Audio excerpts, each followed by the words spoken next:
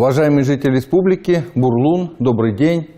Сегодня я хочу рассказать вам об итогах работы делегации правительства Республики Коми на Петербургском международном экономическом форуме, а также о тех встречах, которые мы провели в Санкт-Петербурге и Москве. Хочу отметить, что в год столетия республики серьезная поддержка, в том числе и наших социальных партнеров, была направлена на то, чтобы достойно представить республику и раскрыть ее туристический, этнокультурный потенциал в рамках Дней Республики Коми в Москве и в Санкт-Петербурге.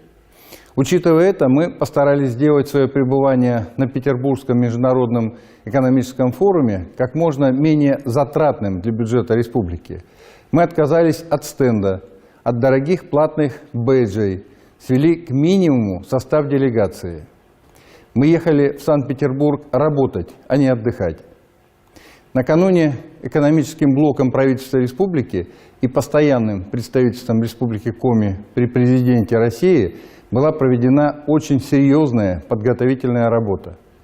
Благодаря этому нам удалось не только подписать рамочное соглашение о сотрудничестве, как это обычно бывает, но и конкретизировать детальные планы мероприятий с четко прописанными проектами, сроками и ответственными за их реализацию.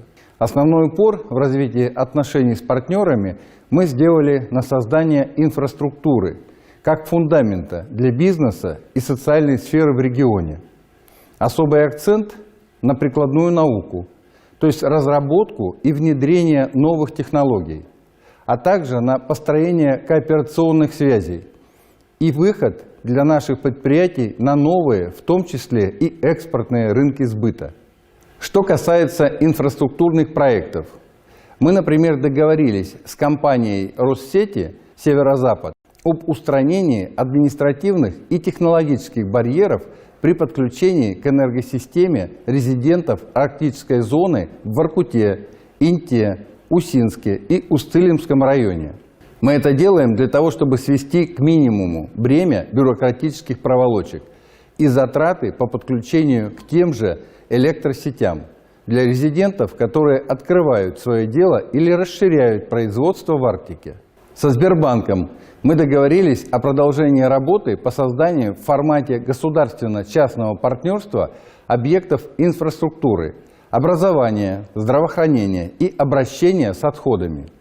В рамках форума мы также обсудили вопросы развития и внедрения новых технологий с нашими потенциальными и уже действующими партнерами.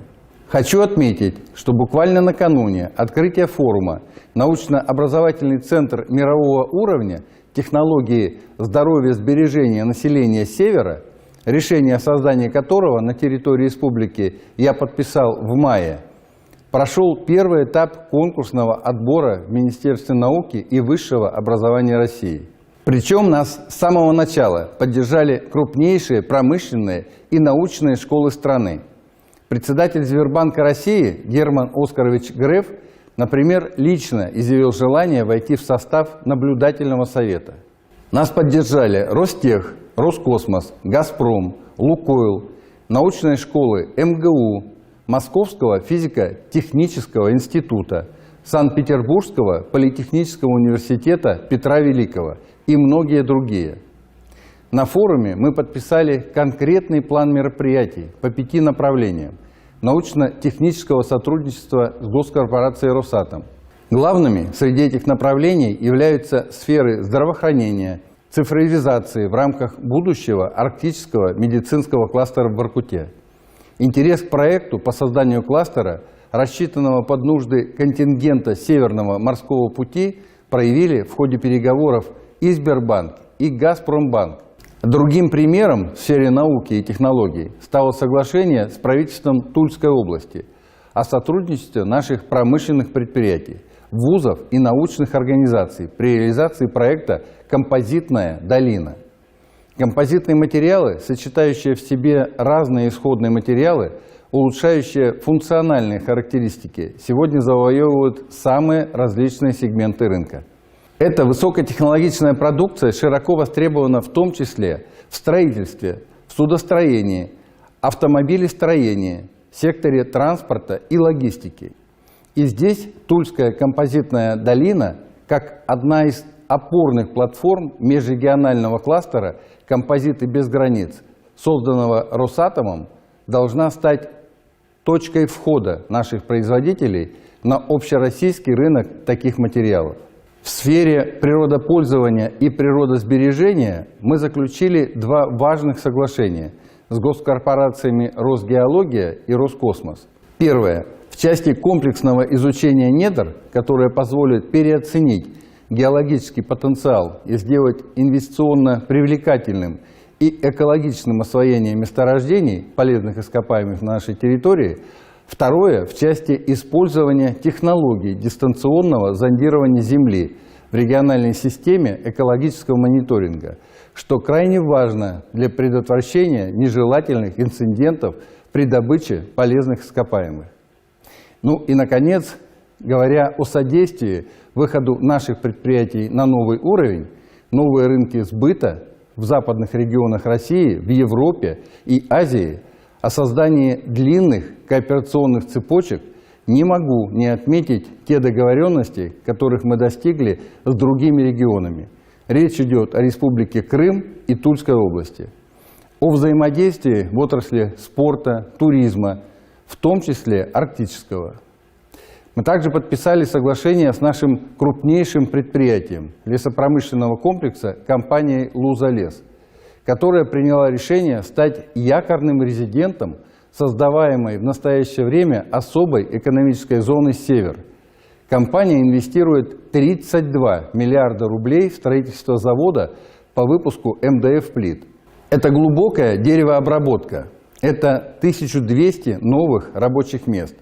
И это основа длинной кооперационной цепочки, как с нашим местным малым и средним бизнесом, так и с российскими и мировыми производителями и экспортерами мебели. Подчеркну, все, что я перечислил, все, о чем мы договорились на форуме, все это достаточно предметно и по созданию новой инфраструктуры для развития экономики, и по новым технологиям, и по новым рынкам сбыта. Это фундамент для высокотехнологичных рабочих мест, для стабильной работы, причем достаточно привлекательной для молодежи. Это еще и высокотехнологичный экспорт, а значит высокая добавленная стоимость, дополнительные доходы в бюджет. На форуме часто звучало, что управление должно быть не только и не столько эффектным, сколько по-настоящему эффективным. Если учесть, сколько мы вложили, как республика, в участие в форуме и сколько положительного вынесли из него в качестве задела на дальнейшее развитие, мы отработали очень и очень эффективно. Я благодарю всех, кто работал в составе делегации и освещал ее деятельность, а также всех, кто на месте готовил соглашения и проекты к обсуждению и подписанию с партнерами. Всех наших партнеров мы надеемся видеть в числе гостей на праздничных мероприятиях в честь 100-летнего юбилея республики, которые пройдут в Сыктывкаре в августе этого года. Уважаемые жители республики, это все, о чем я хотел рассказать вам сегодня. Будьте здоровы, берегите себя, до новых встреч!